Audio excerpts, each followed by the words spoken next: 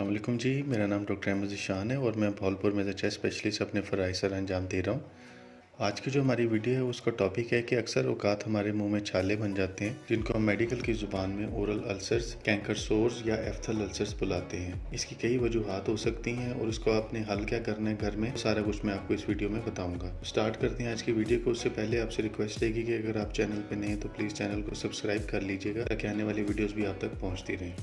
कौन कौन सी ऐसी रीज़न्स हैं जिनकी वजह से हमारे मुंह में छाले बनते हैं। उनमें नंबर 1 पे तो ये है कि अगर हमारे मुंह में ब्रश करते हुए या अगर खाना चबाते हुए अगर मुंह में कुछ ज़ख्म हो जाए तो उसकी वजह से स्मॉल अल्सर बन जाता है। दूसरे नंबर पे ये कि अगर हम तेज़ घी मिली हुई मसालेदार अगर हम खुराक इस्तेमाल कर रहे हैं तो वो भी जाके हमारे मुंह में ये जो अल्सर है वो बना देती है। तीसरे नंबर पे ये कि कुछ ऐसी हार्मोनल चेंजेस हैं या स्ट्रेस के दौरान हमारी बॉडी के अंदर ऐसी चेंजेस आ जाती हैं जिसकी वजह से मुंह में अल्सर्स बन जाते हैं। चौथे कि कुछ ऐसी न्यूट्रिशनल डेफिशिएंसी, विटामिन बी की डेफिशिएंसी, आयरन या फोलेट की डेफिशिएंसी है जो ये हमारे मुंह में छाले वगैरह बनने के अंदर इसका खास एक रोल है। नंबर पे ये कि कुछ लोगों को खुराक से एलर्जी होती है या जो अक्सर हम ब्रश वगैरह करते हैं टूथपेस्ट वगैरह से या कुछ दवाई वगैरह खाने से एलर्जी होती है, लोगों को भी इस एलर्जिक रिएक्शन की वजह से छाले बन जाते हैं। छठे नंबर पे कुछ ऐसी ऑटो इम्यून डिजीजेज हैं कि जिनके अंदर ये होता है कि हमारी कुव्वत मुदाफ़ियत हमारी ही बॉडी के अगेंस्ट करना शुरू कर देती है, जैसे कि इसमें शेट्स डिजीज़ या इन्फ्लेमेटरी बाउल डिजीज़ है। ये एक मेडिकल की खैर डिजीजेज हैं, फिर डॉक्टर आपको डायग्नोज करके इसके बारे में बताएंगे। And last but not the least ऐसे बैक्टीरियल या वायरल इन्फेक्शन हैं जिसके अंदर सिंप्लेक्स वायरस या एच पॉलराई इन्फेक्शन है जो कि हमारे मुंह में इसके बाद अल्सर्स वगैरह बना सकते हैं।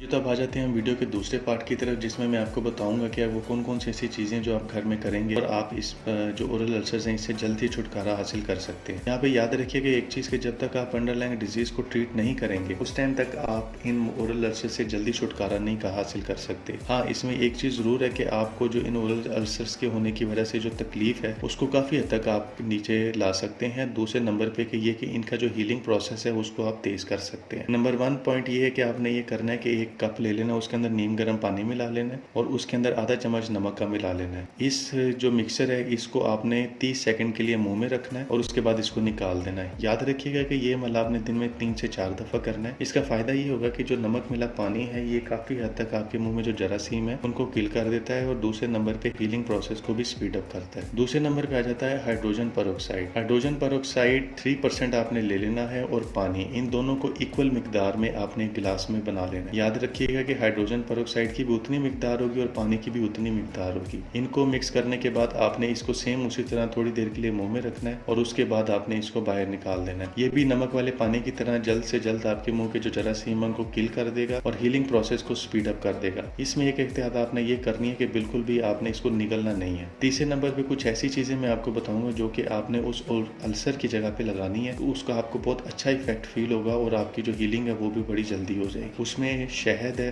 कोकोनट ऑयल है, एलोवेरा जेल है, ये तीनों ऐसी चीज़ें हैं जो भी आपको इजीली अवेलेबल हो। घरों में शहद भी होता है, कोकोनट ऑयल भी इजीली अवेलेबल, ये सारी चीज़ें इजीली अवेलेबल हैं। तो याद रखिएगा आपने इसको थोड़ा सा आपने उस ओरल अल्सर पे लगा लेना है और इसका आपको बहुत फ़ायदा होने वाला है। छठे नंबर पे ये कि आपने अवॉइड करना है जितनी भी घी से बनी हुई तली हुई चीज़ें और ये जो ड्रिंक्स वगैरह होती हैं इनसे आपने काफ़ी हद तक जितना हो सके आपने इनको अवॉइड करना है। सातवें नंबर पे ये कि आपने मुँह की सफाई रखनी है, अपने दांतों का ब्रश करना है सुबह के नाश्ता करने के बाद और रात को सोने से पहले, और टूथपेस्ट भी ऐसा लेना है जो कि आपको बिल्कुल भी आपको वो चुभे ना। एक नॉन इरिटेटिंग टूथपेस्ट ले लेनी है आपने, और जब आपने ब्रश करना है तो उसको ज़्यादा जोर लगा के नहीं करना, हो सकता है उसकी वजह से भी आपका अल्सर पहले से ज़्यादा गहरा हो जाए और आपको फिर तकलीफ होना शुरू हो जाए। इन सारी चीज़ों को करने के बाद भी अगर आपका अल्सर कम्प्लीटली तौर पर ठीक ना हो तो याद रखिएगा इन द एंड आपने अपने डॉक्टर को दिखाना है, वो फिर आपको फर्दर आपकी इस चीज़ के बारे में गाइड करेंगे और जल्द से जल्द आपका ट्रीटमेंट करेंगे और आप इस चीज़ से छुटकारा हासिल